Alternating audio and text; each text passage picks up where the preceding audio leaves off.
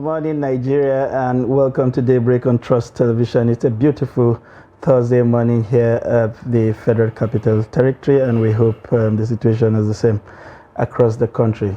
Today's show promises to be very interesting, and thanks for allowing us free access into your living room. I am Sunday Michael Ogun.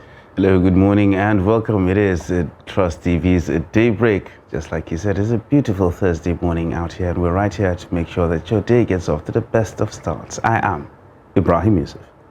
Interesting morning. We've had some crazy love behind the scene, practically ripping our ribs off over a story that seemed to be making the rounds. A magistrate court in Kano, ordering the slaughter of a cockerel that has become a menace to the local community. I mean, like it adds more credence to the fact that the judiciary is the last hope of the common man. It's the last hope of the common absolutely. man. But rather than deal on matters that are worrying the state, it's a cockerel that seems to have gotten the full rights of for disturbing the peace. I mean, the complaint is that the cockerel crows a lot and it disturbs the neighbors. So somebody took it upon himself to take the owner of the cockerel to court, and the magistrate subsequently ordered that the cockerel be slaughtered. And the owner is saying, okay, please give me to Easter Sunday, but he's insisting that the slaughtering must happen on Good Friday. Exactly. I don't know the significance of that, but I mean, Nigeria, it's a comedy series, as somebody said. You would never, there's always something to crack your ribs if you look around. Moving on straight to the headlines this morning. Subsidy removal, FG secures $800 million from World Bank as palliatives for poor Nigerians. And court bars Abure from parading himself as Labour Party chairman. Kaduna government reinstate 1,288 sacked primary school teachers.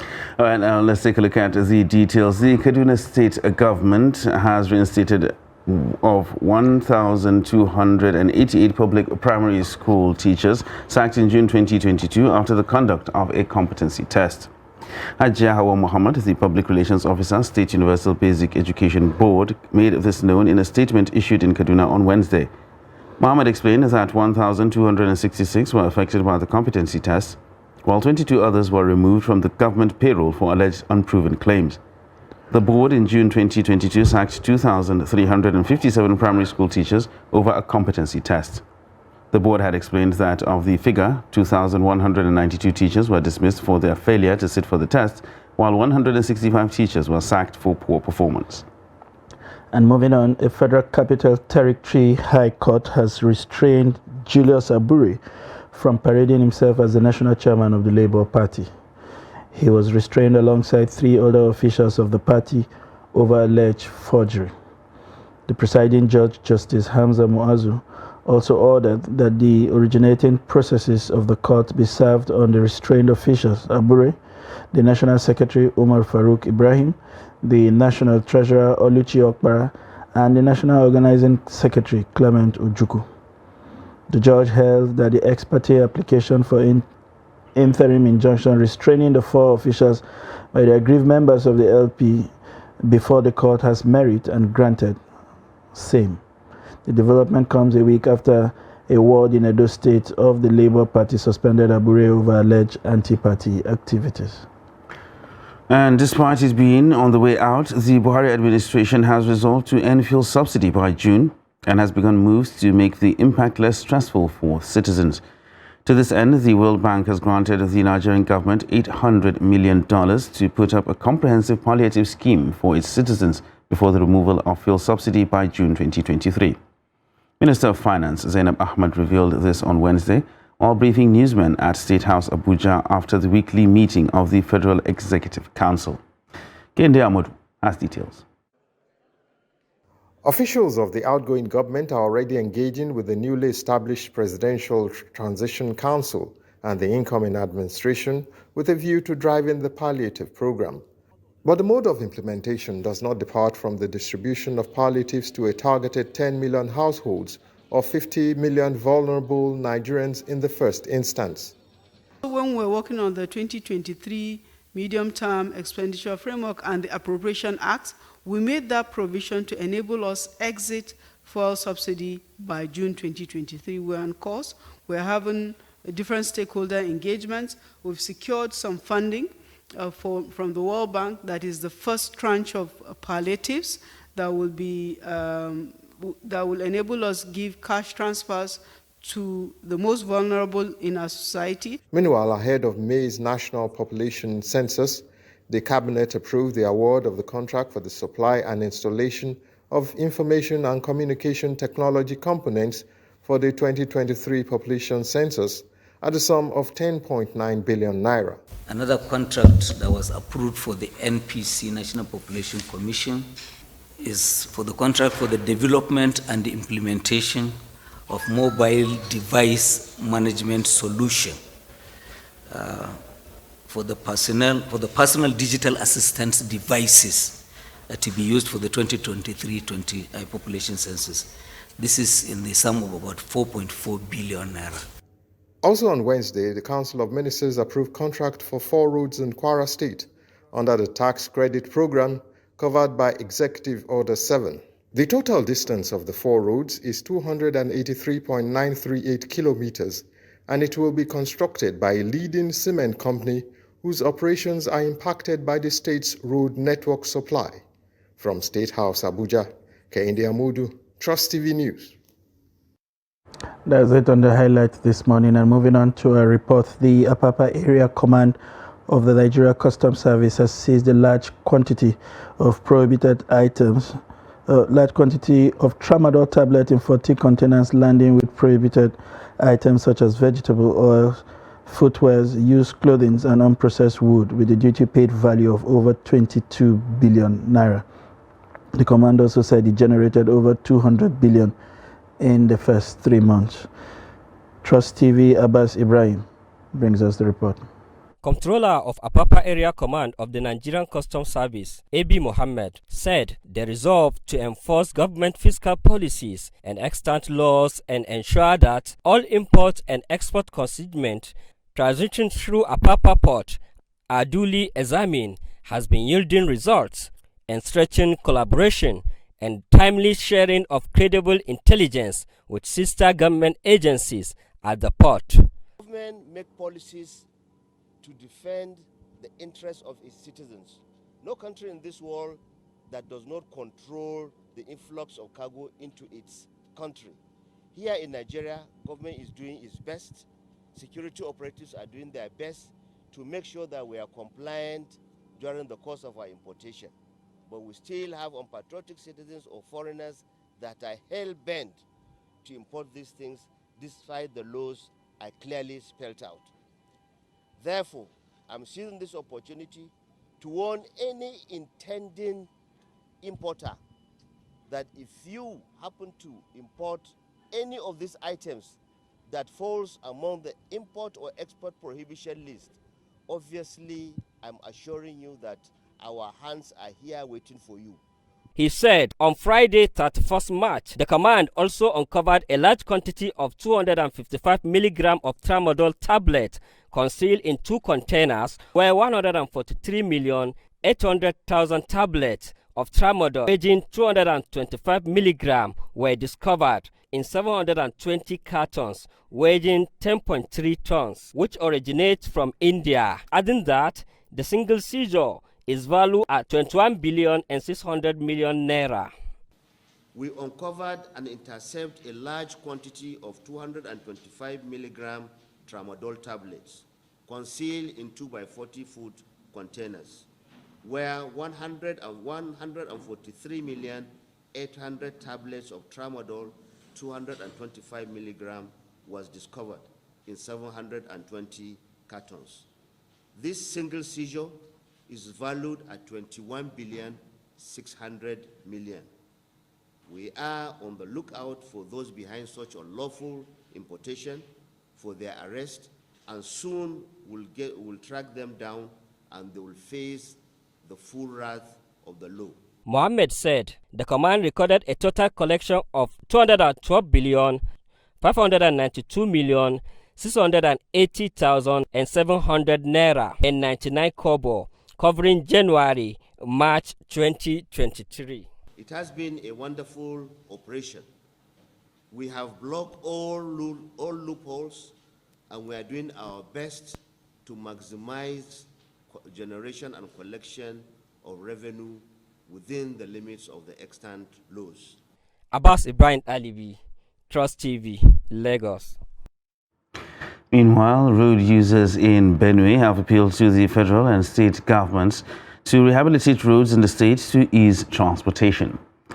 The roads are in sorry state, according to the users, and require immediate attention to ease intra-city shuttles. Now, Jimmy Azande visited some of the roads in Benue and now reports. In Benue State, most of the federal as well as the state and local government roads are dilapidated. At some portions of the roads, youths were seen doing remedial work by filling the potholes to make the situation better for motorists. Some motorists too used to complain that the road is too bad. Some motorists say that they will not use to run this highway road, this Bangu road. The road is too bad. They will not use to run it. They are inside the bus. So as they talk like that, the next day when the next day I come and say, let me start to be patching this road small, getting what I will get, I will eat. So I start to patch that road on that one inside. So when I dig sansan and when I dig ground, I pack the sansan, used to cover the road, and people will appreciate that day that I start the work to park this road. Everybody, some motor used to park, say, God will bless you, take this one. Some used to give me 500, some used to give me 1,000. The road users say plying the routes has become a nightmare, as they can hardly travel to their destinations without risking vehicular breakdown. Something about it, but all of a sudden they are not taking it serious. So we are facing challenge. Many accidents are occurring this way. So that's the challenge we have on this federal road. We are pleading on them to help us by repairing the road. But still yet, we are pending. The road is very bad. While appreciating the federal government for fixing the Abuja-Lafia-Makudi part of the Trunk A road, motorists appealed for an extension to other sections of the road. To this extent, I must commend them that if they are going to hand over to the next administration, based on where they are now, we will also encourage the incoming administration that they will take up from where they have stopped so that they can link it to Enugu.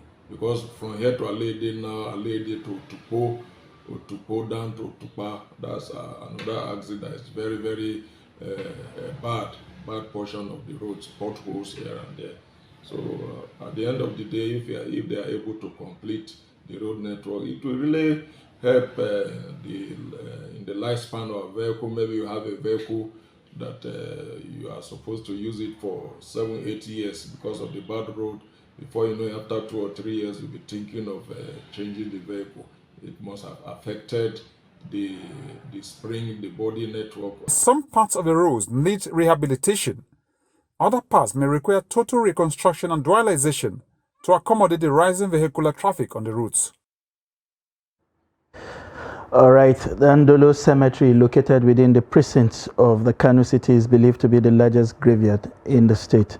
It is, however, becoming dilapidated as space for burial is rather scarcely available. In this report, Trust TV correspondent Idris Jibril reports that people struggle to find space to bury their dead. Located in Gorondusa quarters of Dala local government area of Kano State, Ndolo Cemetery is by extension the oldest burial ground dating back to over 500 years.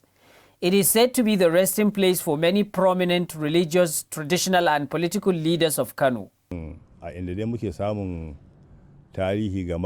History has shown that this our graveyard is more than 500 years old. And we have many religious leaders like Sheikh Muhammad Zara and Wali Mai Kalgo, all resting here.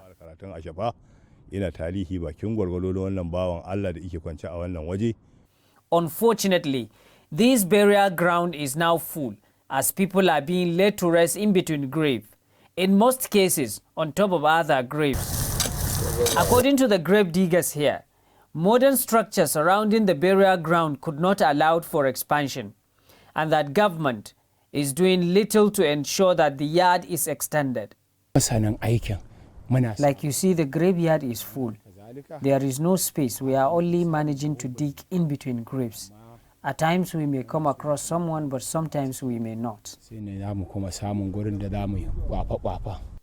For some Kano residents, The problem with graveyards in Kano is not only affecting Dandolo, but all over graveyards in Kano have run out of spaces.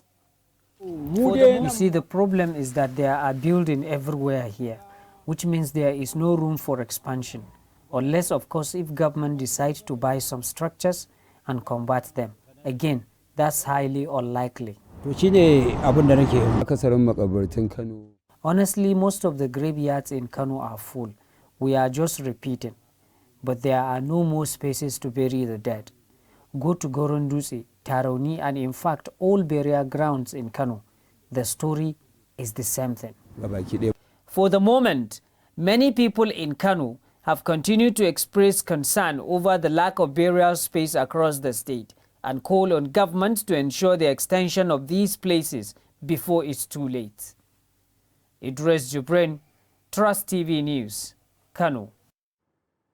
All right, and that's it for the headlines and, of course, reports on this hour. We'll take a short break, and when we return, we'll take a look at the front pages of the newspapers this morning. Do stay with us.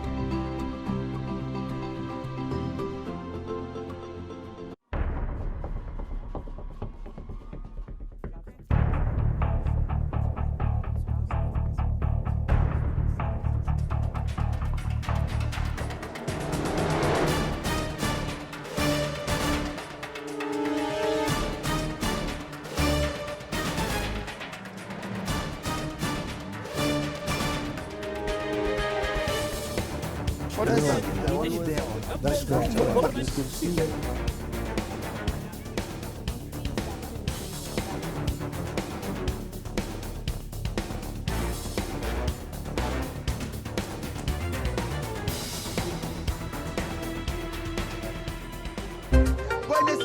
where you find that a person look like the same, not necessarily tribal or regional. But I have said that.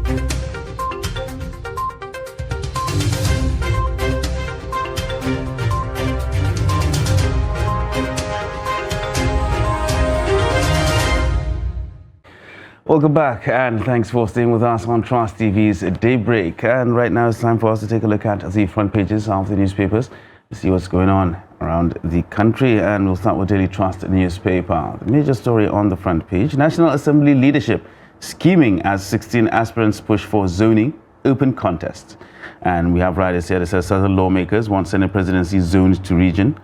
Allow us to choose our presiding officers, according to Ndume. And I'm ready to sacrifice my ambition for a Southern Christian, that is Musa. No special committee on zoning, that is attributed to the APC. Details of this story can be found on page 4. HIV/AIDS, FG prohibits discrimination at workplaces. And you can find that on page 25. Kogi attacks, 10 people killed, 50 houses razed, according to witness. And FG slams Western nations for funding IPOP. Details of that can be found on page 25. At the very bottom of the front page, there are subsidy removal. FG secures $800 million World Bank loan for palliatives, and that is on page 6. Moving towards the top of the front page, below the masthead, selfishness caused APC's defeat in Kano, according to Adamu. And NNPC failed to account for 102 billion naira oil delivery to refineries. And that is according to a report. And finally, on the front page of the Daily Trust newspaper this morning, 1.1 billion naira for each varsity as Buhari approves 320 billion naira intervention funds. And you can find that on page 6 of the Daily Trust newspaper. Now, these are the major stories on the front page of Daily Trust this morning. All right, moving on to Blueprint newspaper this morning. Organ harvesting, show mercy on the Ekwere Madu's Obasanjo begs UK court. Moving on to says, I cherish lawmakers' God-fearing approach to national issues. Urges magnanimity of UK government and bilateral relations. You'll find the details of that on page 6. And to other stories, oil subsidy FG gets $800 million from World Bank for palliatives. NSIP funds ready for disbursement, Finance Minister. And to other stories, Easter FG declares Friday and Monday public holidays. NSCDC deploys 30,000 personnel for hitch-free festivity, and FRSC OKs 1,042 vehicles, 144 motorbikes. And stock market loses 554 billion. Rufai reinstate 1,288 sacked primary school teachers. And FRSC returns 27 million to relatives of Osun accident victims. To other stories, Amuka tax 9-man Ombudsman Media Commission on professionalism. And APC Crisis National Working Committee sets up 5-man investigative reconciliation panel. And finally, IPC MRA slams, I beg your pardon. The final story there, IPC MRA slams NBC over imposition of 5 million fines on Channels TV. These are the major stories on the front page of the Blueprint. All right, next we'll take a look at the Nigerian News Direct and the major story. Buhari approves 320 billion naira intervention fund for public tertiary institutions.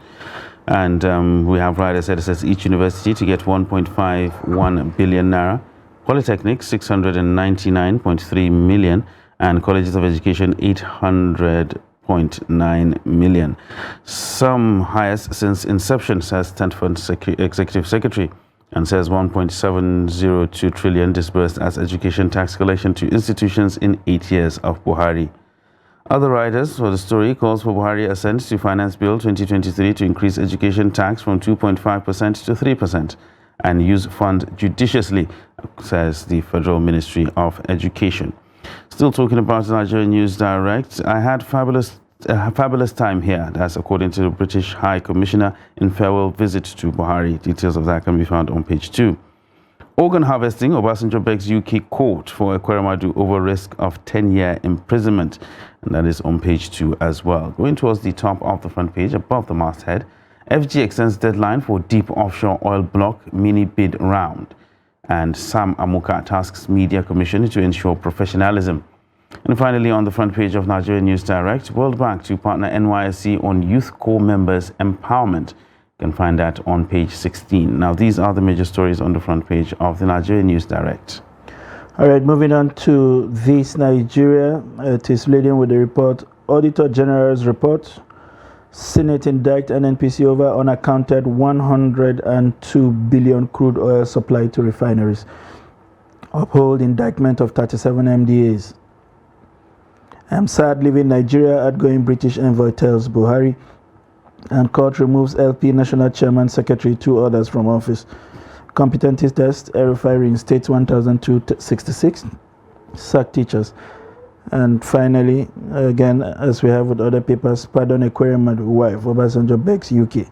They have learned their lessons, says ex-Nigeria president. These are the major stories on the front page of This Nigeria. All right, next we'll take a look at the Nation newspaper. Shoyinka to Tinubu, make power devolution priority. And has a writer here that says, I warned Peter Obi that his supporters will make him lose election. Court suspends LP National Chair, Secretary, others, and leaders battling forgery case.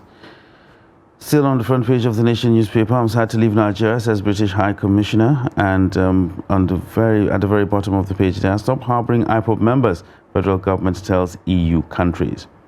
Moving towards the top of the front page there, 50 million Nigerians to share World Bank's $800 million as petrol subsidy palliative. And at the very top of the front page, above the masthead, Obasanjo writes UK court over Ekweremadu. APC moves to reconcile Adamu Omishore with Lukman. And finally, on the front page of the Nation newspaper, 6 die, 27 million now recovered from accident scene in Oshun. And Trump denounces felony charges against him. Now, these are the major stories on the front page of the Nation newspaper. All right, moving on to the Daily Independent this morning. It is leading with the fuel subsidy removal story. FG secures 800 million from World Bank as palliatives to 50 million Nigerians. And to other stories, Nigeria economy won't crumble if oil dries up today. This is coming from the Nigerian Export Promotion Council boss. And to other stories, Kogi attack, 10 killed, 50 houses razed. This is coming from a witness.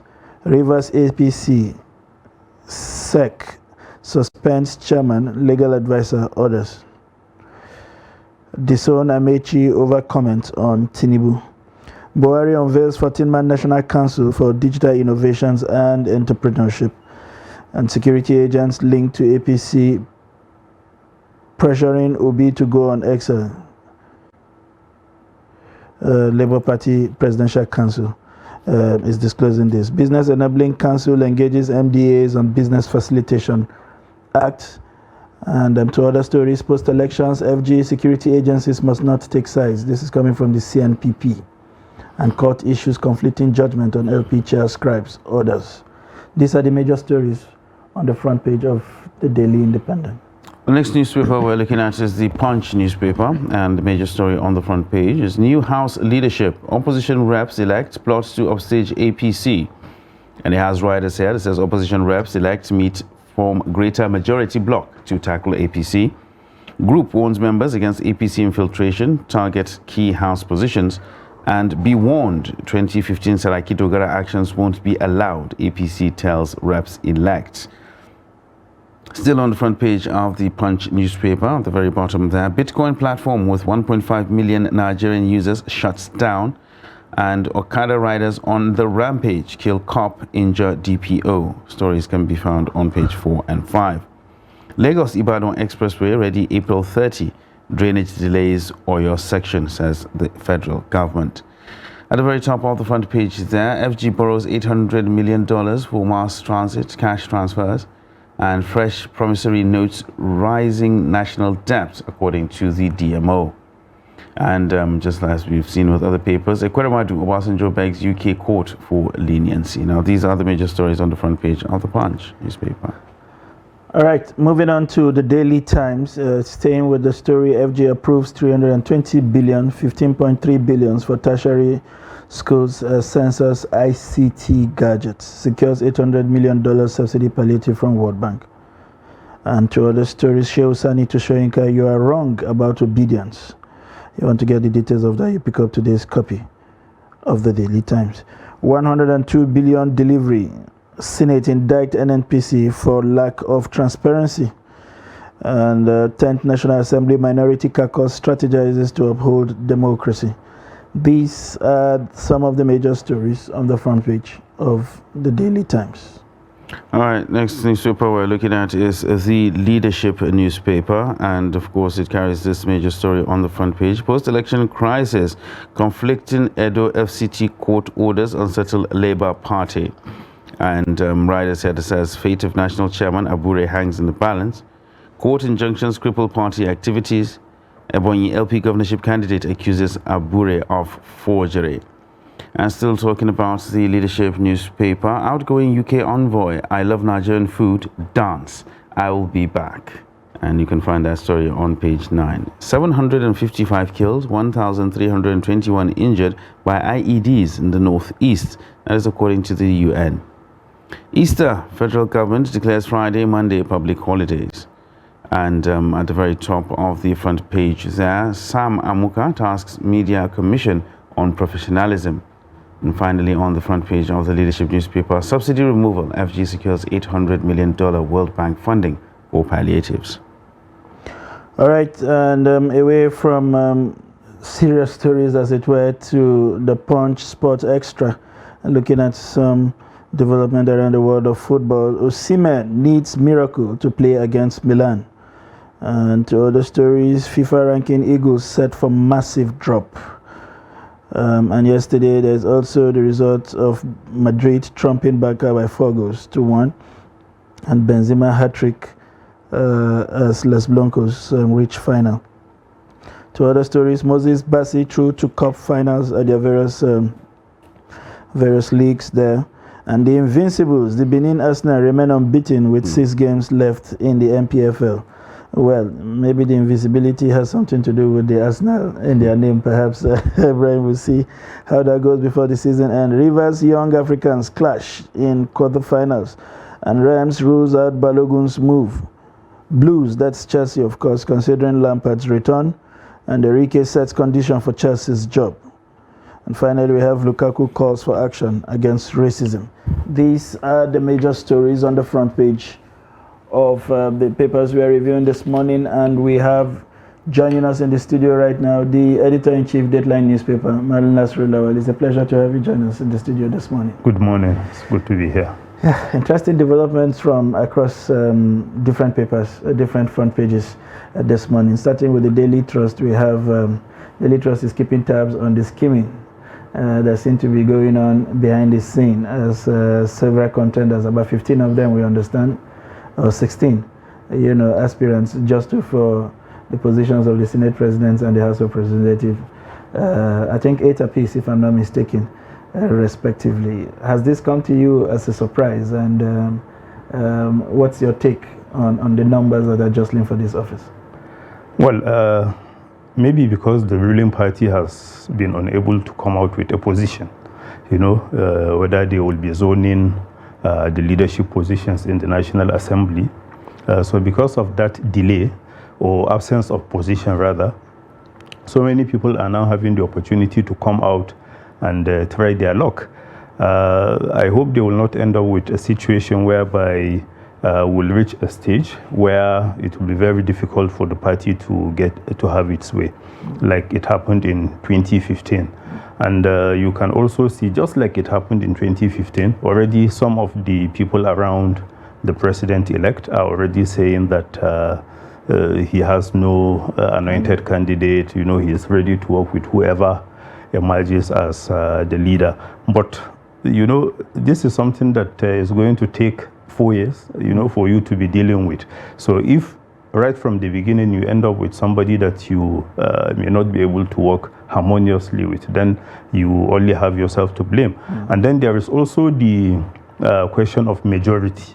You need to have like 2/3, to be able to have your way. But in the course of the election, I understand that what they need is simple majority.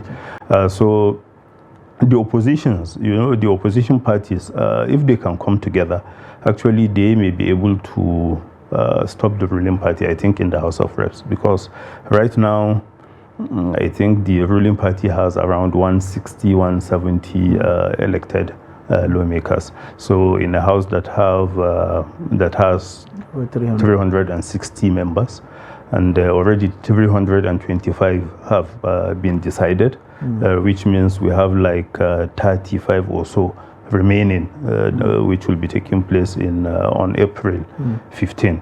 So I think the APC should try and manage the situation.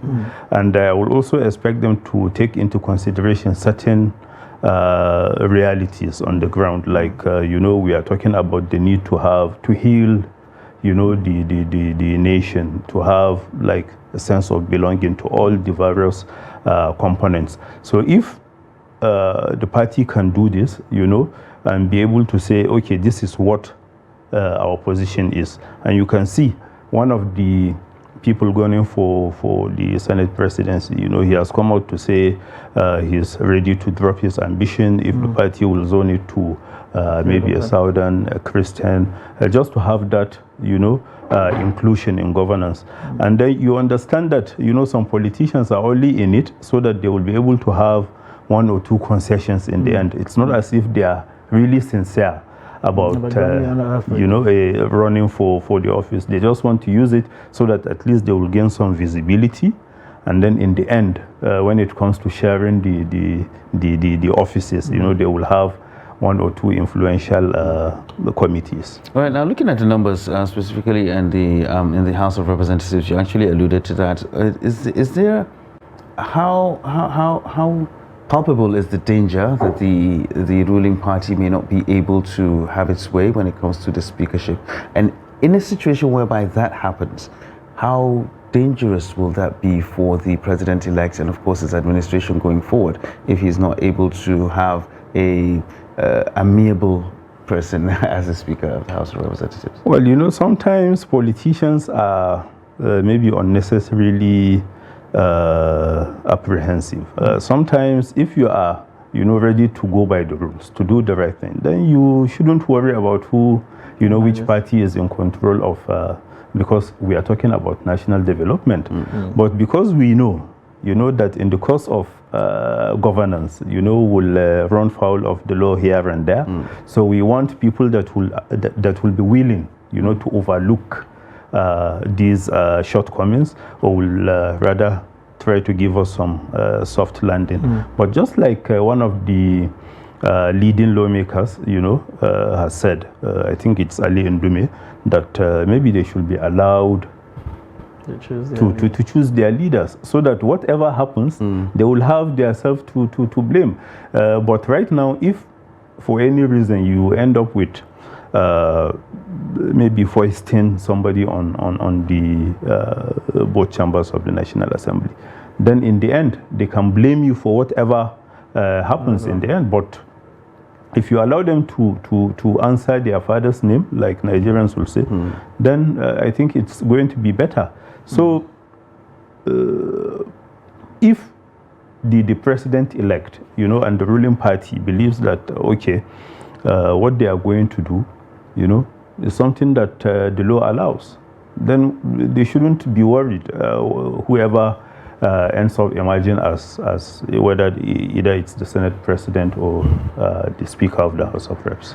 Interesting. Yesterday, after the Federal Executive Council meeting, the finance minister hit us with another bomb. A couple of days ago, we were discussing whether it was even right for this government to be discussing palliatives or even the removal of subsidy, given that a new president needs to come in, needs to sit down, understand the issues, and discuss with the various stakeholders involved.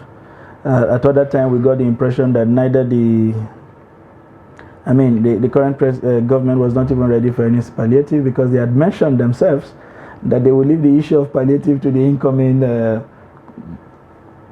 government to decide on ways and how to go. As a matter of fact, the Minister for Labour had hinted that there is a recommendation for a salary increase of anywhere between 5 and 10% to accommodate whatever the shock will be. Then suddenly they are coming up from a council meeting with a purported approval of 800 million, and they call it the first tranche to be shared to 10 million homes. And then, how do you see all this conversation around this palliative? Is it the palliative as currently conceived by the government? Is that the sense of palliative that we were hoping would ameliorate the sufferings or the shocks that will be occasioned by a complete removal of subsidy?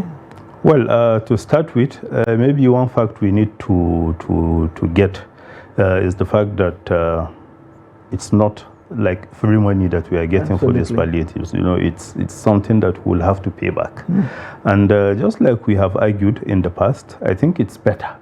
You know, you allow, but maybe since it's the same party, you know, if they are able to take the incoming administration, you know, along in all these decisions, then maybe what is happening has the approval of the incoming administration, so that we don't end up with a situation whereby the outgoing administration will be saying one thing and then the incoming administration will be saying another, just like we are experiencing with Kano, for instance.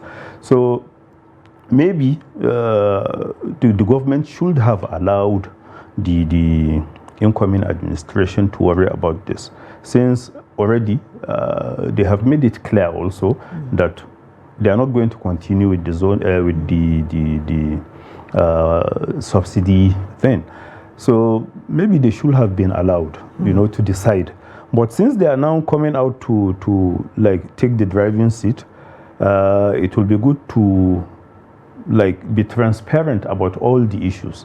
Just conditional cash transfer. Who are the people that will be benefiting from this? Because the last exercises we have had, there are so many allegations of whether people not even being paid or those that are not even eligible, ending up with some of it.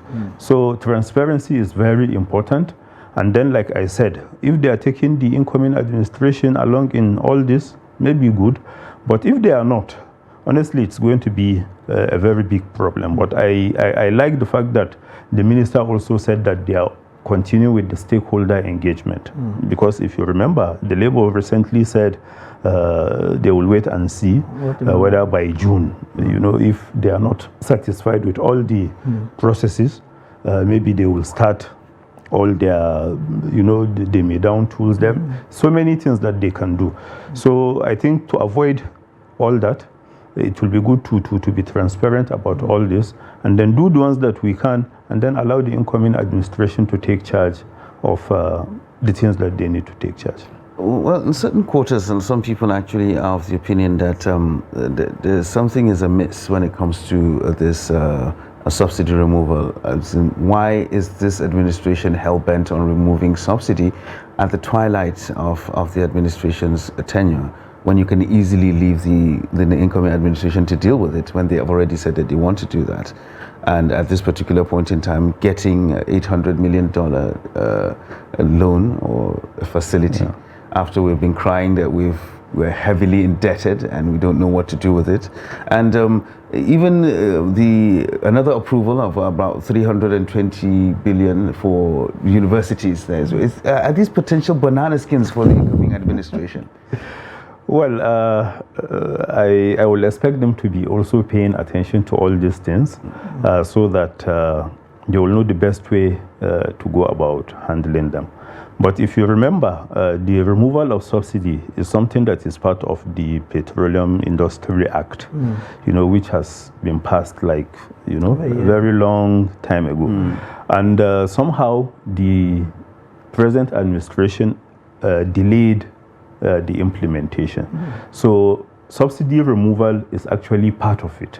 But like you said, I also believe, since they have allowed it to take this long, maybe they should have allowed the incoming government to take charge, because this is something that is already part of the law. So, and it's only the implementation part that we are now waiting to experience. So maybe the incoming administration should be allowed to do that. Interesting. Ibrahim talked about the 320 billion to the universities. You wonder why he's keeping this late in the day, if that fund has always been there, and whether these are just supposed to be parting gift of some show of magnanimity to the institutions before they leave. The argument for some persons with this disbursement, which seem to cut across every university, is why do you have to share uniform amount to every university when we know some are bigger than others, or the needs in some, for instance, may be smaller, but the development needs may be bigger than those who are already extant. Is there a sense in this, or is just because if you go by this, there are states, both states and private universities, there are states that are housing about 10 universities, maybe 5 of them mushroom universities, will now pick up this amount ahead of those who have proper structures, maybe 1 or 2. What sense do you make of this distribution? I think we should push, or we should keep pushing for the autonomy, of all these universities. But waiting for government handouts, honestly, it's not something that is sustainable. And like you said, why should we be comparing, some universities that are, to quote some Nigerians, glorified secondary schools, equating them to all the first generation universities that we have in the country. Honestly, it doesn't make sense, at least to me. So rather than, doing that to have some sense of maybe fairness, or what do they even call it, it's better, we look at the needs. Don't worry about all the things that people will say, because whatever you do, people will talk. So talking based on something that is right is understandable, but for you to just say because you don't want people to accuse you of maybe favoring one university over the other, you are not giving them when their needs actually are different. Honestly, I don't think this is sustainable in the long run. All right, let's moving away slightly from that. Former President Olusegun Obasanjo has developed quite a reputation after leaving office as a very prolific letter writer. And he has written lots of letters that have generated some controversial, some made sense to other people, and not so much to others. The recent one now being the one he's written to the UK government about the plight of Ike Ekweremadu and his wife with the organ harvesting thing. Demanding for, or should I say, pleading for leniency on their behalf. Well, they have already been convicted. It's only sentencing that remains now.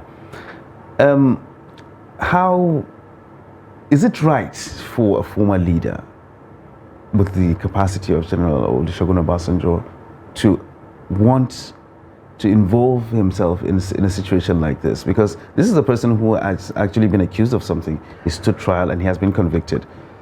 Where does a person like Obasanjo come in asking for leniency on this person's behalf? Well, to start with, maybe he should have gone through the Nigerian government, to ask for all these. But maybe he tried that, and possibly the position of the government is not open to all that. But honestly, we have to pity the former Deputy Senate President, because this is not something that happened to him because he maybe wanted to do, like maybe buy an apartment in the UK. This is something that they did in an effort to save the life of their daughter. And Nigerians know, the details that we have, about the same person who has made the allegations against the Ekweremadus. What we know in Nigeria is different from what they know in the UK, and that's what they used, to arrive at the conviction. So, like I said, I also feel for them, despite the fact that, yes, they have gone through trial, with even a conviction. We should not forget the fact that this is how it came about. Somebody maybe ended up misleading the young man, to say that, okay, you can actually apply for asylum, there are so many things you can get now that you are in the UK. So he misled them. Probably if he didn't do that, they will have had other people that are willing. I remember even the last time in Kaduna, there was a journalist, who offered to help out. So, like I said, this is something that we should have at the back of our minds. It's not as if it's something that, he's trying to maybe hide some looted money or something that is usual for our politicians. This is something that has to do with the life of their daughter. And like the former president actually argued in the letter, that girl will need, the presence of her parents, and then what do you expect will happen to her if she knows that her parents will end up behind bars while she keep, battling with all this ailment. So, like I said, I will have rather the former president, contacted the Nigerian government so that they can have maybe a uniform or a better position so that they table it. If the British government believes, okay, it's something that they can also honor, maybe they will do that. But right now, that's one thing we shouldn't forget. You know, how even the conviction came about. All right. We also have the Office of the Auditor General again in the news with the usual suspects. They've come out to say the NNPC had failed to remit over 102 billion naira, and they also indicted several other NDAs, I think about 32 or so of them. But what has been the culture every time the Auditor General comes up with this damning report is that it raises some uproar, makes it to the front page of the newspapers, and that's the last we get to hear about them. Isn't there something else we can do with the report as damning as this, given that the reports emanate from a government agency, not even a private auditing firm, where you begin to say they are probably they probably have something. And this is a government agency that is supposed to produce report that would question the transparency, accountability, and the integrity of the process the government NDA is using expending our resources. If they keep coming up with damning report like this and we do nothing about it, what does it speak to us rather as a people? Well, let me start by defending the journalists. You know, they don't create news, they only report. And anytime the report from the Auditor General comes out, you know, there will be some highlights, you know, which Nigerians need to know about. And in that aspect, you know, the media has been doing wonderfully well. But when it comes to, you know, taking action, you know, you expect somehow the same people, you know, responsible for all these shortcomings to be the ones in charge, you know, of implementing, whether it's the report, you know, or certain recommendations contained therein. So the media should keep reporting it. If those responsible for taking action, you know, keep failing, at least Nigerians will know that the media is not in bed, you know, with the authorities when it comes to things that, you know, the people consider very important. So if, for instance, we think the reports mean nothing, then honestly we should even stop the Auditor General from maybe releasing them, so that when you don't know anything about something, you know, you're at peace, because there is no way it can disturb you because you don't even know about it. But now that we know, honestly, they should start taking action, and whoever is found guilty in the end, the law should be allowed to take its course. Interesting. All right. We have seen from some of the papers saying this morning that Peter Obi is suing one of the newspapers over the report of a leaked tape. And there had also been several accusations and counter accusation. He's also saying that number is under pressure to relocate out of Nigeria in the face of all we have seen in the last 48 hours emanating with from the leaked tapes to other developments therein. What do you make of all this in case around the? Why does he seem to be, from some quarters they say he kept on in the process? Why does the news seem to be centered largely around him rather than probably the PDP candidate who came in second in the last election? Well, maybe because the comments, you know, coming out from the Labour Party, whether it's the presidential candidate or the vice presidential candidate, you know, they have been all over the place, you know, making all sorts of comments, you know. So honestly, unless if maybe he's looking for something that will now give him the is it justification for him to leave Nigeria for some time, I don't see anything with it. And well, it's good to like attempt to clear your name. Like if you believe, you know, some people are trying to have a dig at your reputation, nothing stops you from seeking to get justice. But then if you look at it, we're talking about a leaked tape. That's right. You know, once it is out there, Nigerians, journalists will report it. The fact is, people have come to you, you know, seeking your own side of the story. And you should have said that. And once you are given that opportunity, then you cannot blame anybody unless if the facts that were presented before you are things that were made up, and maybe you have made that clear to whoever contacted you that, okay, these things are not true.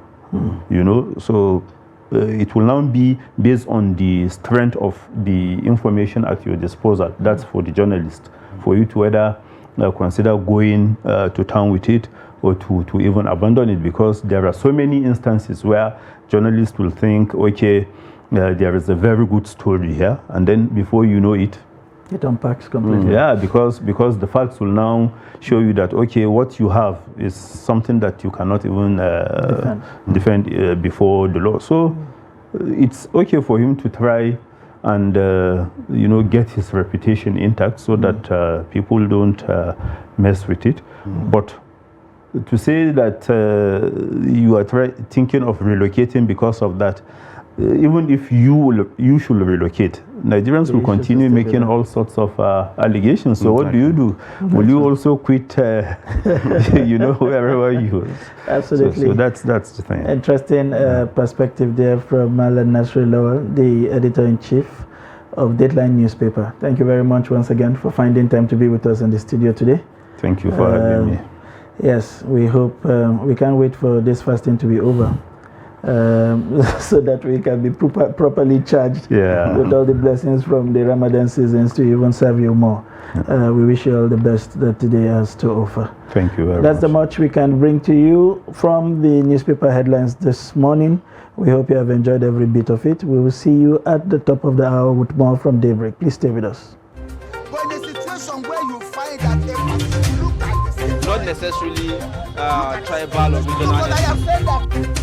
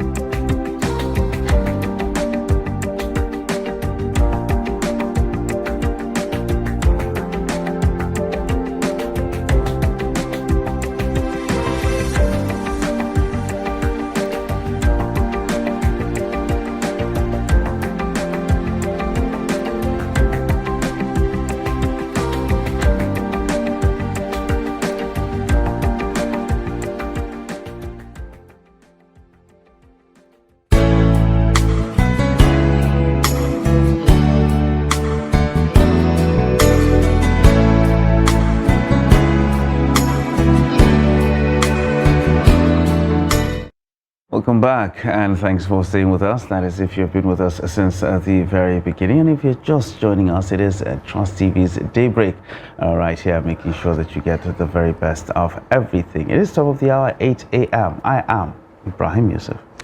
It's a pleasure to have you stay with us. I am Sunday Michael Ogu. All right, now let's take a look at the headlines for this hour. Subsidy removal. FG secures $800 million from World Bank as palliatives for poor Nigerians. And court bars Aburi from parading himself as Labour Party chairman.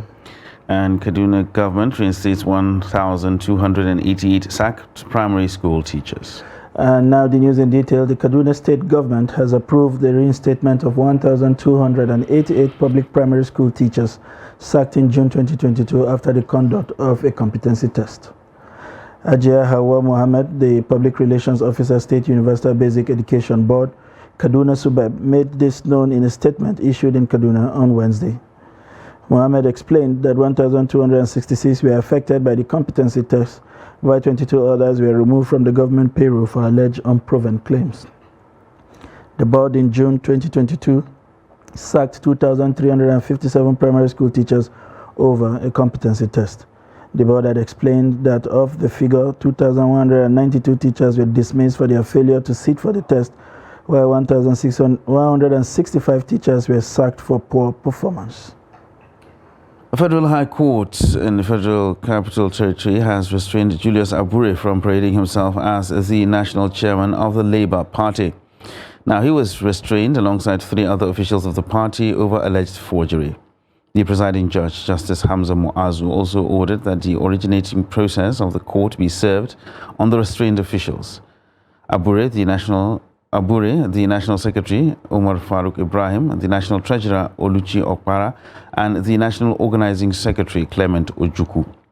The judge held that the ex-party application for interim injunction restraining the 4 officials by aggrieved members of the Labour Party before the court has merit and granted the same.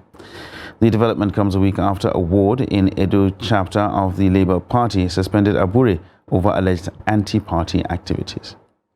Moving on, despite being on the way out, the Buhari administration has resolved to end fuel subsidy by June and has begun move to make the impact less stressful for the citizens.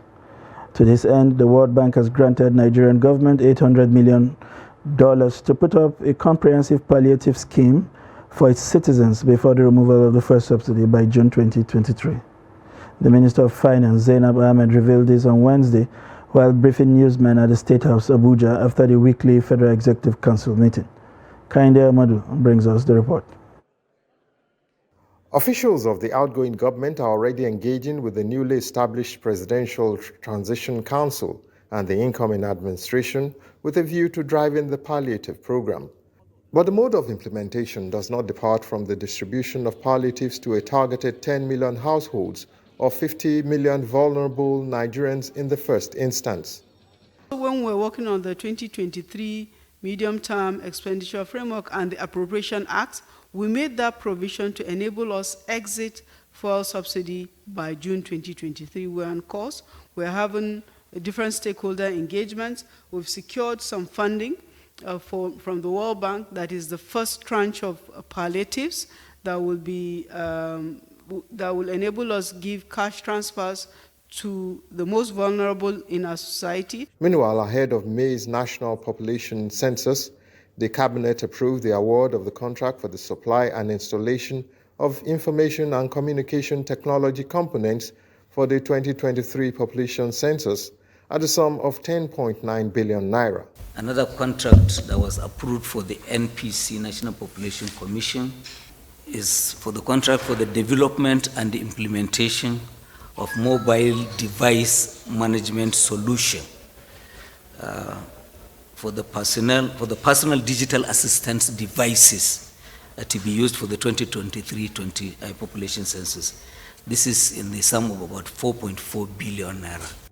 Also on Wednesday, the Council of Ministers approved contract for 4 roads in Kwara State under the tax credit program covered by Executive Order 7. The total distance of the 4 roads is 283.938 kilometers, and it will be constructed by a leading cement company whose operations are impacted by the state's road network supply. From State House, Abuja, Kehinde Amudu, Trust TV News. And now to other reports. The Apapa Area Command of the Nigeria Customs Service has seized a large quantity of tramadol tablets in 14 containers of prohibited items such as vegetable oil, footwear, used clothing and unprocessed wood with a duty paid value of over 22 billion naira. Now the command also said it generated over 200 billion naira in 3 months. Trust TV's Abbas Ibrahim reports. Comptroller of Apapa Area Command of the Nigerian Customs Service, A.B. Mohammed, said they resolved to enforce government fiscal policies and extant laws and ensure that all import and export consignment transiting through Apapa port are duly examined has been yielding results and stretching collaboration and timely sharing of credible intelligence with sister government agencies at the port. Government make policies to defend the interests of its citizens. No country in this world that does not control the influx of cargo into its country. Here in Nigeria, government is doing its best. Security operatives are doing their best to make sure that we are compliant during the course of our importation. But we still have unpatriotic citizens or foreigners that are hell-bent to import these things despite the laws are clearly spelled out. Therefore, I'm seizing this opportunity to warn any intending importer that if you happen to import any of these items that falls among the import or export prohibition list, obviously, I'm assuring you that our hands are here waiting for you. He said on Friday, 31st March, the command also uncovered a large quantity of 255 milligrams of tramadol tablet concealed in 2 containers, where 143,800,000 tablets of tramadol weighing 225 milligrams were discovered in 720 cartons weighing 10.3 tons, which originates from India. Adding that the single seizure is valued at 21 billion and 600 million naira. We uncovered and intercepted a large quantity of 225 milligram tramadol tablets concealed in 2x40 foot containers, where 143,800,000 tablets of tramadol 225 milligram was discovered in 720 cartons. This single seizure is valued at 21,600 million. We are on the lookout for those behind such unlawful importation, for their arrest, and soon we'll track them down and they will face the full wrath of the law. Mohammed said the command recorded a total collection of 212 billion 592 million 680,700 naira and 99 kobo, covering January, March 2023. It has been a wonderful operation. We have blocked all loopholes, and we are doing our best to maximize generation and collection of revenue within the limits of the extant laws. Abbas Ibrahim Alibi, Trust TV, Lagos. Thank you, Abbas. Road users in Benue have appealed to the federal and state government to rehabilitate roads in the state to ease transportation. The roads are in sorry state according to users and require immediate attention to ease intercity shuttle. Jimmy Azande visited some of the roads in the state and now reports. In Benue State, most of the federal as well as the state and local government roads are dilapidated. At some portions of the roads, youths were seen doing remedial work by filling the potholes to make the situation better for motorists. Some motorists too used to complain that the road is too bad. Some motorists say that they will not use to run this highway road, this Bangu road. The road is too bad. They will not use to run it. They are inside the bus. So as they talk like that, the next day when the next day I come and say, let me start to be patching this road small, getting what I will get, I will eat. So I start to pass that road on that rock inside. So when I dig sansan and when I dig ground, I pack the sansan used to cover the road, and people will appreciate that day that I start the work to park this road. Everybody, some motor used to park, say, God will bless you, take this one. Some used to give me 500, some used to give me 1,000. The road users say plying the routes has become a nightmare, as they can hardly travel to their destinations without risking vehicular breakdown. Something about it, but all of a sudden they are not taking it serious. So we are facing challenge. Many accidents are occurring this way. So that's the challenge we have on this federal road. We are pleading on them to help us by repairing the road. But still yet, we are pending. The road is very bad. While appreciating the federal government for fixing the Abuja-Lafia-Makudi part of the Trunk A road, motorists appealed for an extension to other sections of the road. To this extent, I must commend them that if they are going to hand over to the next administration, based on where they are now, we will also encourage the incoming administration that they will take up from where they have stopped so that they can link it to Enugu. Because from here to Alede now, Alede to Tupo down to Tupa, that's another exit that is very, very bad portion of the roads, potholes here and there. So at the end of the day, if they are able to complete the road network, it will really help in the lifespan of a vehicle. Maybe you have a vehicle that you are supposed to use it for 7-8 years because of the bad road. Before you know, after 2 or 3 years, you'll be thinking of changing the vehicle. It must have affected the spring, the body network. Some parts of the roads need rehabilitation. Other parts may require total reconstruction and dualization to accommodate the rising vehicular traffic on the routes. And with that report from Jimmy Azandi, we've come to the conclusion of the headlines and, of course, reports on the hour right here on Trust TV. We'll take a short break, and when we return, we'll take a look at our first topic of discussion. Just stay with us.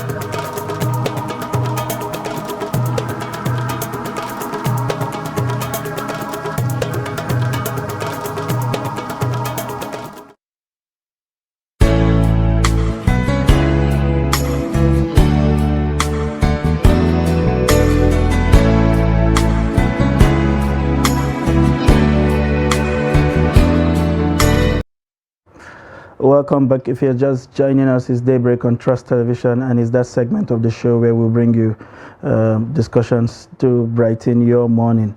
And this morning, we are looking at 3 months to the June deadline for the subsidy removal plans by the federal government to scrap the scheme may have met resistance from the public and labor unions over lack of clarity regarding the process and availability of social investment programs that would cushion the effect of the planned exercise. President Muhammadu Buhari, who is to step down on May 29, had planned to remove the popular but costly subsidy in 2022 as part of the fiscal and petroleum sector reforms, but abandoned the plan because of fears of protests in the run-up to the 2023 general elections. Previous administration had also promised to remove the fuel subsidy, which many economics say is an unsustainable drag on public finance, but have failed to do so because of the fierce opposition from the citizenry. While there have been calls for a holistic and well-phased approach towards subsidy removal, anxiety continued to prevail as the possible effect of such a decision, despite being economically expedient, may throw the nation's fiscal position expedience if the nation's fiscal positions would not further be jeopardized. What will be the impact of subsidy removal, for instance, on the cost of transportation? We have joining us in the studio 2 gentlemen with in-depth knowledge on this subject. Malan Jamil Mohammed, a public affairs analyst, and Mr. Kingsley Eze, co-founder and CEO of Naira Z, if I'm not mistaken, Nigeria. Thank you very much, Malan.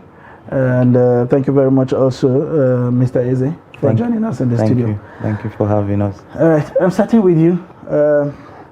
We've been in the studio a couple of times where we have had to look at this issue of subsidy. Petroleum subsidy, particularly, as I like to describe it, is an emotional conversation for Nigerians because of its wide-reaching implication. Just yesterday, the minister again disclosed to Nigerians that it has secured $800 million that it will use to cushion the effect of the subsidy removal on 10,000 households, if you like, or 50 million Nigerians, as you like to describe it. What do you make of all of these governments' varied voices? 1 minute they say we are leaving this to the incoming administration. The next minute, the labor minister was saying we are proposing some kind of salary increase for civil servants as a cushioning effect. And then the next minute, we have already secured approval from the World Bank for 800 million, what they describe as the first phase to be shared. What's your initial impression when you were hit with this information? Well, thank you very much. Good morning, viewers. My initial impression is that's what has always been lack of transparency in the issue of fuel subsidy. It's a very grave economic, I don't want to say crime, let me put it as an offense. $800 million is roughly about 360 billion, 370 billion. Yes, at 460 per dollar. That is roughly about 5-6% of what the government claims now to be spending on subsidy, about 6 trillion.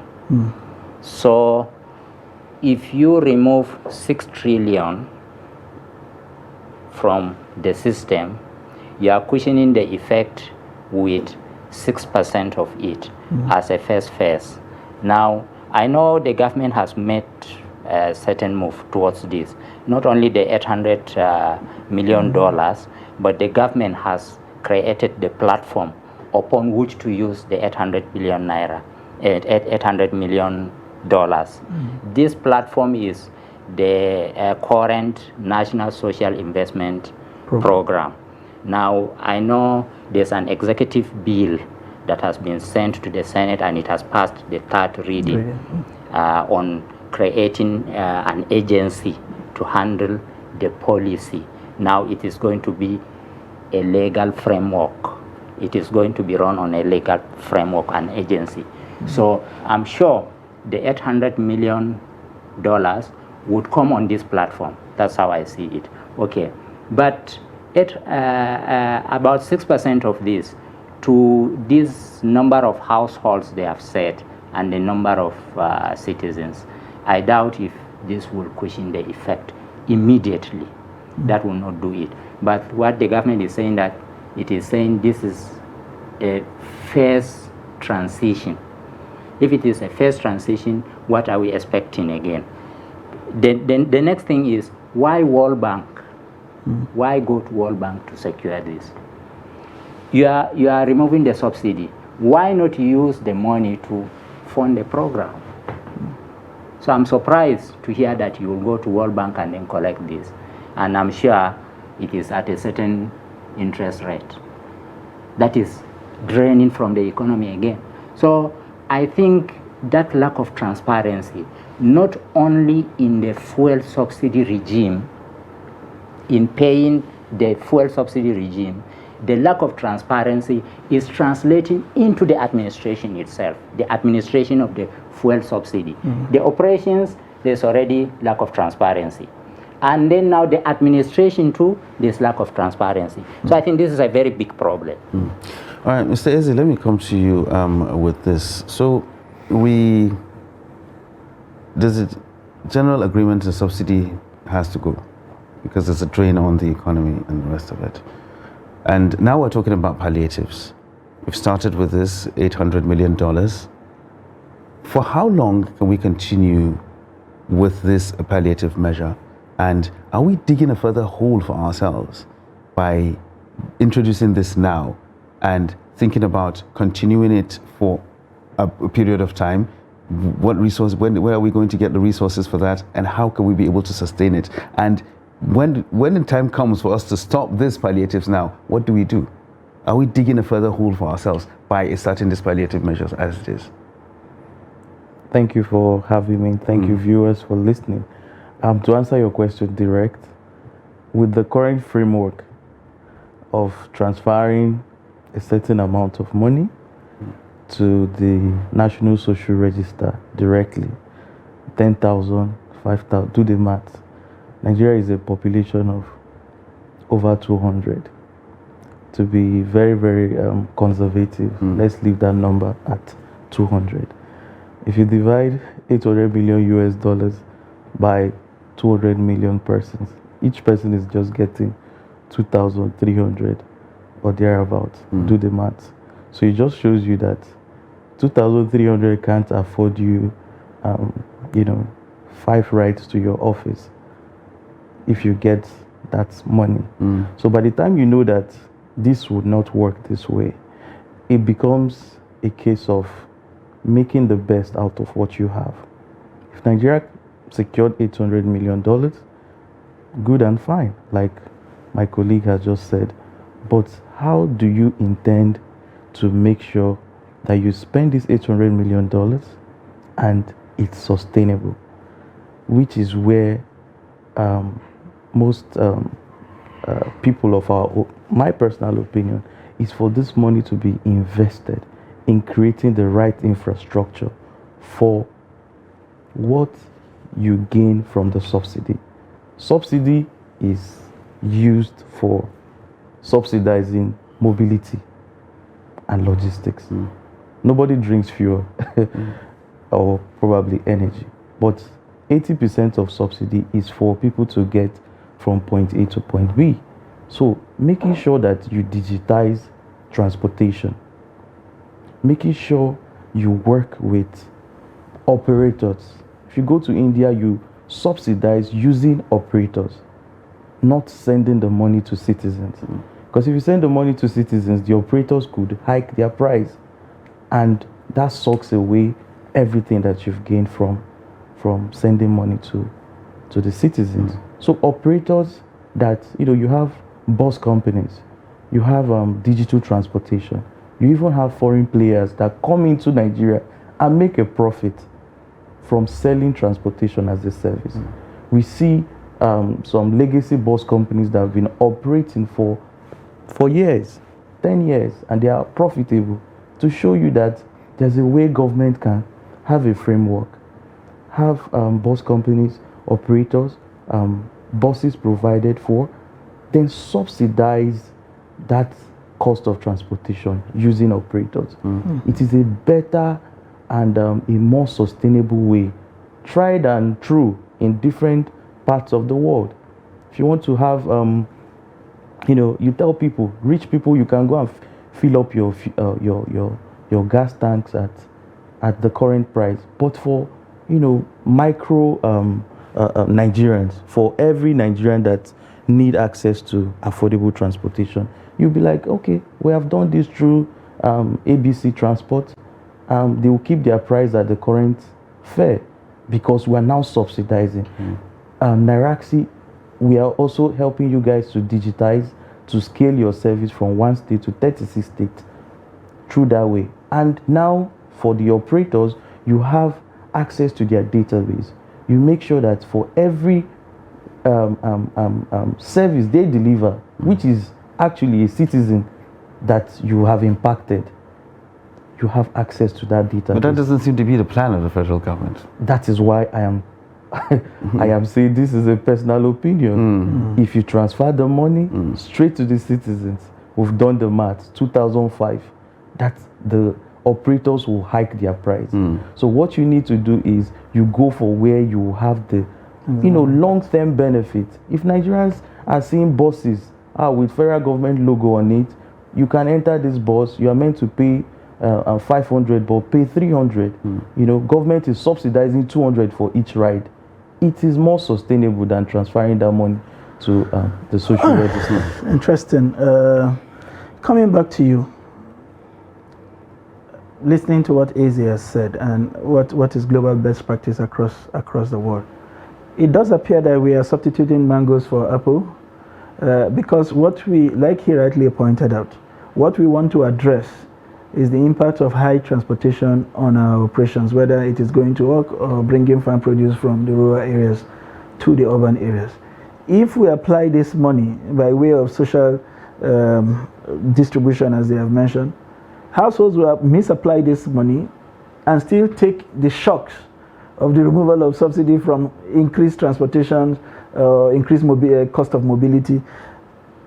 Is it that the government doesn't understand these two things, or it is pretending not to understand it? Because I say this in the light of the fact that when we tried it in 2012, what the government tried to do was to say we have procured 80, 100, 500 buses for these high density areas, and for the low density area we are providing 14, 18 seater buses, and things that directly impact on the sector to keep prices low. What's your impression of how we have gone about these things, besides talking about the transparency?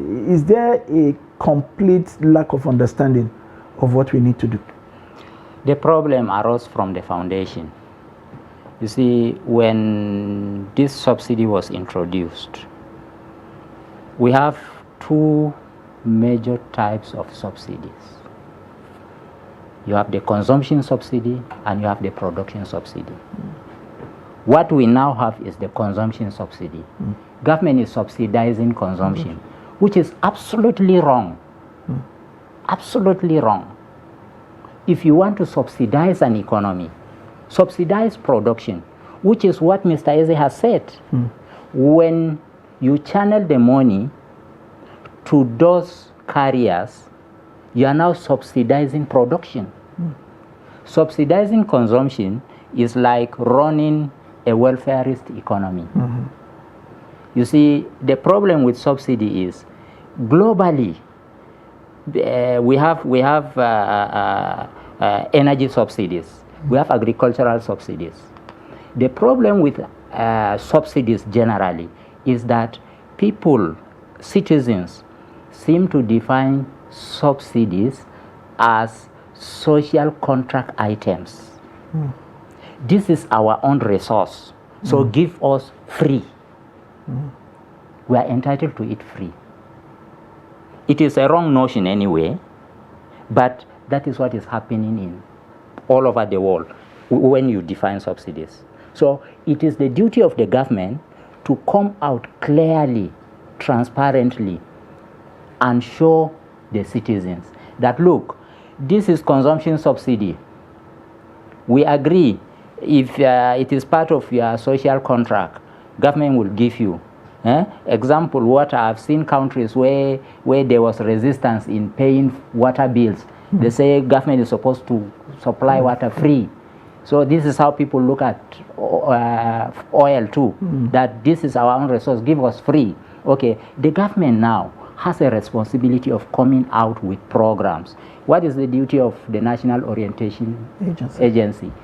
Reorient the psyche, the thinking, the mentality of Nigerians that look, subsidy, apart from its natural cause of consuming your own resources inefficiently, there's a lot of corruption inside.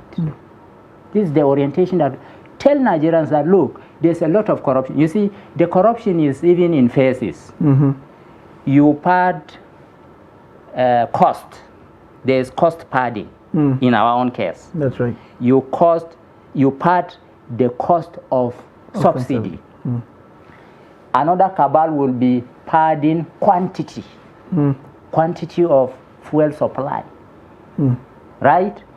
All our agencies are giving different figures. Nigerian midstream and downstream petroleum regulatory agency is giving us a figure around, in fact, it gave two figures, 62 million liters per day, then 66. Two from the same agency. The National Bureau for Statistics says that Nigeria has no template. That's what it says. So it doesn't even have standard figures.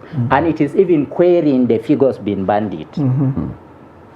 Customs are giving 98 million liters per day. Right?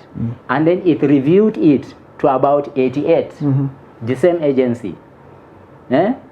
NNPC is giving us a lump figure.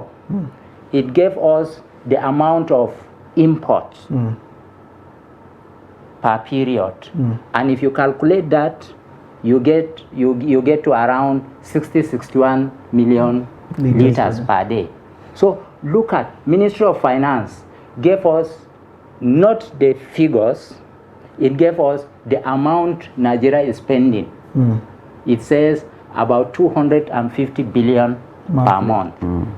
And then it says the subsidy per liter is between 350 and 400 naira per liter.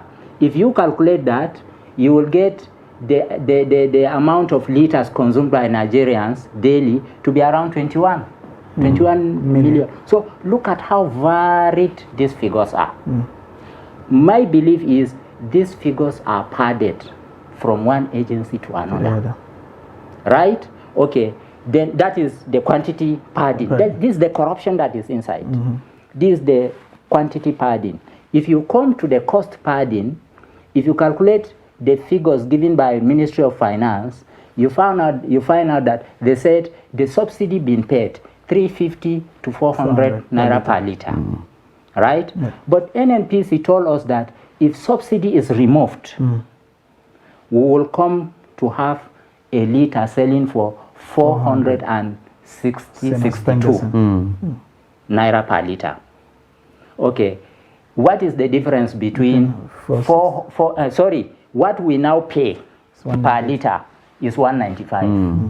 It means if you remove 195 from 462 as given by NNPC, you have roughly about 267 naira per liter. That is what government is paying on subsidy.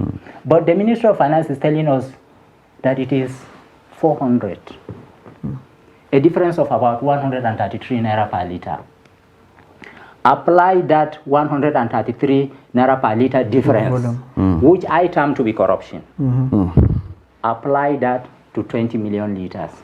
Then you will find out the amount of money running through corruption in the system. So this is cost padding, this is quantity padding.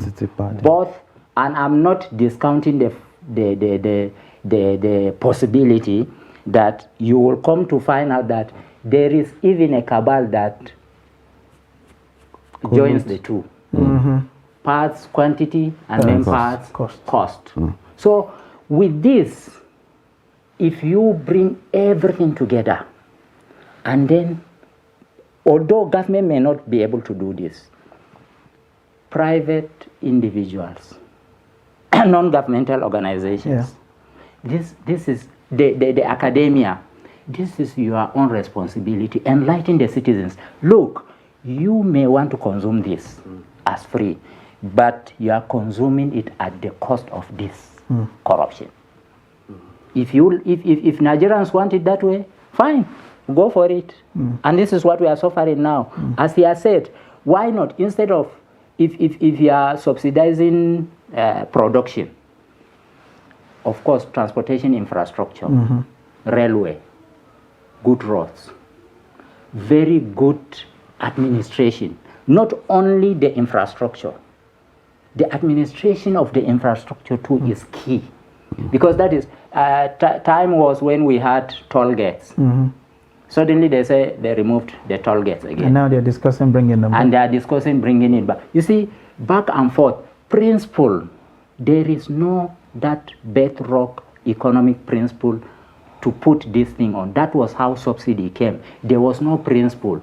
Just that this is Nigeria's, this is your laggies, just take it. All right. There was no economic thinking in it. All right, lots of issues to actually look at. We were just all talking about subsidy removal, the figures, and of course how we go about doing that. Is still Daybreak right here on Trust TV. We'll take a short break. When we return, we'll take a look at how the subsidy removal, or lack thereof, will have effects on the Nigerian economy and, of course, most especially small businesses. Just stay with us.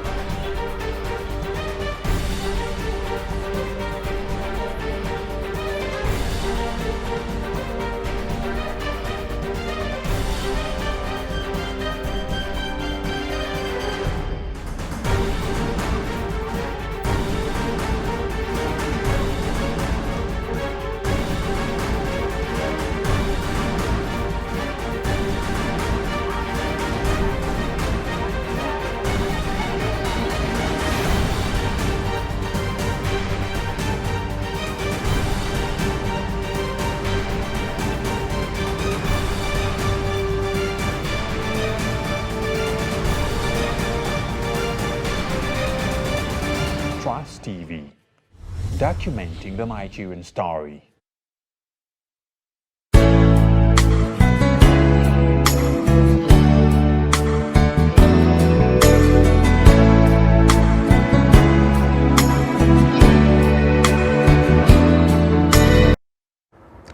Welcome back. If you're just joining us, we've been looking at issues around the subsidy, the removal, and the likely implication on our economy. And we have a public affairs analyst in the studio with us, Mr. Jamil, and Mr. Eze, who is the founder and CEO of Nairaxi, Nigeria. It's a pleasure to have you in the studio. Thank you, sir. Mr. Eze, I haven't listened to Mr. Jamil and all the issues that he raised. There's another germane issue in the horizon, which is the threat by labor. That until we are satisfied with what the metrics are, you are not going to surprise us with another removal. Is the position of labor justified at this point in time, given the multiplicity of information coming out from the same government, especially when it borders on the integrity of the information? Are they justified to say we are not prepared for any removal until we are satisfied that the conditions are amenable for Nigerians to take the impact of the subsidy? Yes, to answer that question, the position of the labor is 100% justified. Nigeria is a very rich country. I hope you know that. We sell approximately 1 million barrels of oil every single day. Approximately, just 1 million. I'm sure it should be around 1.4. Peak period during Jonathan's era, OBJ's era, it was around 2 million barrels. So that's a lot of money. In the international oil market, a barrel of oil is $65 on an average for now. So imagine 65 million US dollars coming into the country. The question now is, what did you do with it? That is the question of labor. Why didn't you repair the refineries? Why is a single individual like Dangote able to get a refinery up and running in less than 6-7 years? And you had over 30 years to make those kind of repairs or even build brand new refineries. So the position of labor is, before you remove subsidy, fix the refineries. Justify the revenue you collected. If there was no revenue, then everybody understands. But the argument from some quarters is which should come before the other. As clearly demonstrated by Mr. Jamil, this economy is hemorrhaging. And there will be no time to apply anesthesia and put it to sleep before you do the fixing, because it has to be up. There are bills. I mean, the bills are not sleeping. Yeah. So the question would be, which should come before the other? Do we stop the hemorrhage as it would, because we are in a medical emergency, before, I mean, keep the patients alive before we apply other things, or we have to practically wait for when the conditions are completely perfect? Because you talk about sales, we are now beginning to read reports that in the last 3 weeks we are struggling to find buyers for our crude. We have not made anything of the windfall, unfortunately, between Russia and Ukraine. We have not seen it. The NNPC has not remitted a dime since January 2022. Can we continue to take on, I mean, as at year to date, we have spent about 4 trillion naira already on subsidy. Yeah. How much longer can we wait to justify the conditions that labor is asking for before this plague is put in check? Like you rightfully said, the condition is worse at the moment. We did not make do while the sun was shining. So it's a mistake on the part of the government. Yeah. But having made that mistake, that is where the issue of transparency comes in play. You have to reliably educate the citizens, get the data and statistics right, because that is injustice. Trying to transfer the negative effect to the citizens, and you enjoyed the positive effect. A group of people enjoyed the positive effect when the going was going great. So if you made a mistake, you call a roundtable conference. The NLC, Nigerian Student Union, small business, Sweden can help you with small business. You also get the academia, the intellectuals, entrepreneurs, get everybody involved, and you throw that question, what do we do in this kind of situation? Getting the data right, technology can help you in getting data right. You can digitize the supply aspect of it and the demand aspect of the fuel subsidy question. In terms of the short-term impact, you can start shoring it up. Okay, labor, can we provide buses for your members to be able to afford affordable transportation to and fro work? For logistics, how do we help trucking companies to move their goods at the same cost or at a subsidized cost? The London bus service, for example, is 30% subsidized. So if I'm paying £5, I'm sure that the governments have taken care of 30% of that.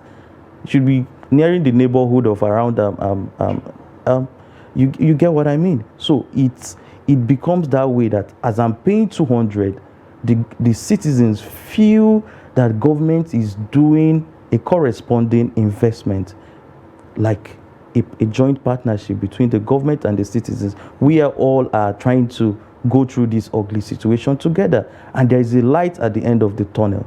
It is even that light that gives the citizens the moral enablement to go through the pain. If we save $6 trillion, you guys are going to have like one hospital in every local government. this is what we want to do with this 6 trillion that we, and immediately they are seeing it. The first phase, you're having buses, you're having access to affordable transportation, you're having vouchers to afford affordable transportation, and corresponding infrastructural development that will justify the paying of the subsidy. All right, Mr. Jamil, just to take it up from where Mr. Eze stopped, what then would be the best approach going forward? The minister has announced that this loan has been secured. We have 36 states with competing or varied priorities.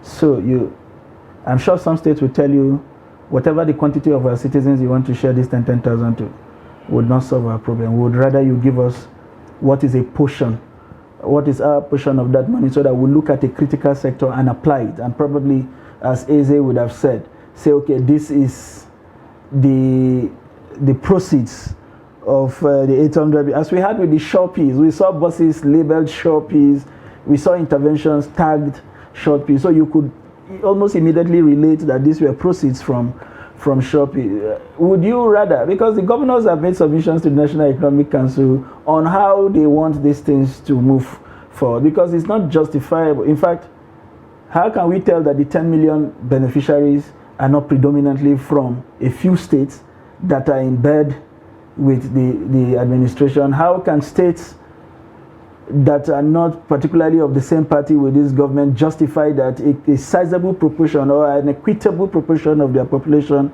got a good sharing from the 10 million? So what do you think would be a less controversial approach now that we have secured the loan and clearly there will be we will not return those monies back to the World Bank?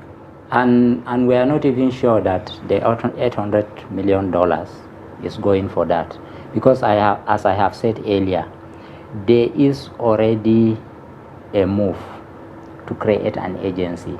It has passed the third reading, right? It will now go for concurrence at the House of Reps. From concurrence, now they bring it back to the president for assent. And this particular bill has given the framework through which to finance these social investment programs, including this 5,000 naira conditional cash transfer, the financing of the households, and so on.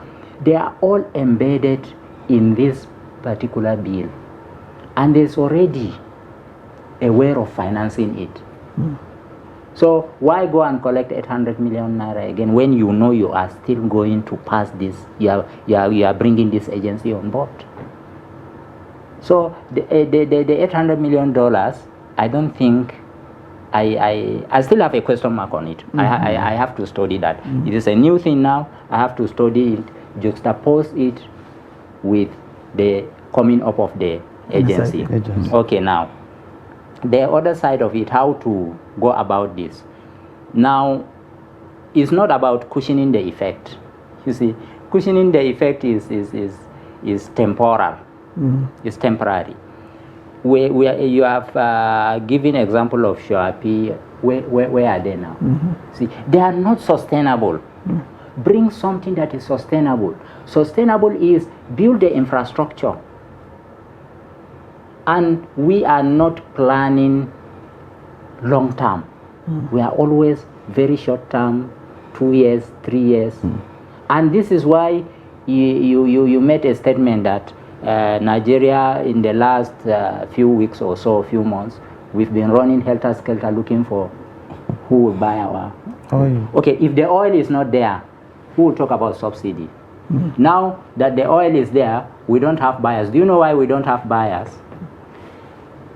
The world economy is transiting, the energy sector is transiting from fossil fuel to clean energy. In fact, I was shocked when I learned the first time that Dangote is investing this kind of money in a refinery. I was shocked. A person of Dangote status, I believe, should not have done that. There are better transitional sectors of energy where you would put that kind of money.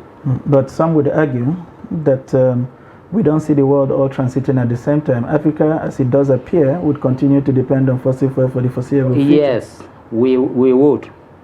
Possibly, if you are talking about Africa. That's right. Yes, but certain economies in Africa will transit faster and very much faster. Places like Nigeria, Egypt, South Africa, these ones will transit faster. You see, when I was looking at this thing called ECOWAS, I say ECOWAS is a joke. I don't understand how it is an economy. We will transit and leave them. You see, our GDP, Nigeria's GDP, is around 500 billion. 480. In fact, there was a time we reached 540. 540. Okay, now we are around 500. Right? That's right. That's 480 to 500. Nigeria, Egypt, South Africa, we are around that range. Yes. Come down to range of 300. There's no country in Africa in the $300 billion range GDP. 200, there's no country. 100, you have just about 2 countries. Plus Lagos. All of them now are below 100. And these are the countries that we are working with as brothers, that this is ECOWAS. When look at the disparity in our economy. All right. So, I think looking at that, while saying that Africa will depend, you are talking about Africa, but certainly not countries like Nigeria, Egypt. We will transit faster, we will connect with the world, and what Dangote, my belief, what Dangote has done is, he has calculated Nigeria's consumption, and then those within the sub-Saharan Africa. That's why his own is 650 million barrels per day. Okay, now look at what we consume daily. It's about 500 and something now. Yes. Barrels per day. Yes. Nigeria's consumption. That's right. Is 500 and something. So you see, it's going to that range. I think that was his calculation. But I believe Dangote should not invest in today. He should invest in the future. All right. That's my belief. All right. Now, talking about the future quickly before we go, because we seem to be running out of time. So, Mr. Eze, I'd like to bring this to you, because you talked about it earlier, about when you were talking about labor and the Nigerian people as well, that this is going to be difficult. It's going to be a difficult period. The transition is going to be tough, and we're going to have to bite the bullet. But the thing is, with all the controversy surrounding the subsidy regime itself, and now the removal, and all these monies we're seeing coming in, we're hearing things that Mr. Jamil actually said that he has to interrogate a couple of things before he even believes it. How can we trust the government that they are going to use what we are saving from subsidy to make life better, or to bring in the infrastructure that we actually need? From that 6 trillion that we're spending, what if we save that money? How can we trust the government to actually make judicious use of it? The issue of trust. If we are friends, what makes you to trust me is based on past performance. I gave you a tax, you did it. I trust you. But if you break that trust, it's hard to win it back. So when it comes to government and citizens, transparency is number one. Dialogue. A plan that people will buy into. Transparent data. And there's no rocket science to digitize consumption and production. Can we do all that between now and June that they're trying to do? Of course, there's a framework that has, privately, you see, for Nairaxi as a company, we've been championing the fact that you need to digitize transportation and logistics and apply that model where you subsidize using operators. Why do you subsidize using operators? The operator's performance is tied to delivering a service. If subsidy continues to be free money sent to people's accounts, trust me, it's free money. Absolutely. Thank you very much, Mr. Eze. I wish I would allow you go on and on, but time is not our friend. But quite a number of lessons have been learned from the interventions that yourself and Marlon Jamil had put forward today. The argument around the insincerity with the process, the corruption, whether it is on the quantity side or on the funding aspect, and what we need to do, as you have enumerated, going forward. We wish we had more room to continue to keep this gentleman loaded with all kinds of information in the studio, but we are very sorry. Time is not anybody's friend. There are so many other interesting developments lined up for your consumption, and we have to call it a quit at this point. I want to thank you very much, Mr. Eze Kingsley, for coming to the studio with us. Thank you for having us. Someday we will take up that conversation on digitizing the process. Marlon Jamil, as always, we want to thank you for finding time to be with us. Thank you very much. And for providing our audience with such a useful perspective around the conversations we bring you to the studio to engage. Thank you. This is the much, like I said, we will bring to you at this hour. Stay tuned at the top of the hour for all the interesting packages lined up for you this beautiful Thursday morning. I am Sunday Michael Ogu. Let's do this again tomorrow. All right, that's a wrap on Daybreak for today. As you said, we keep it a date. Tomorrow is another one. I am Ibrahim Yusuf.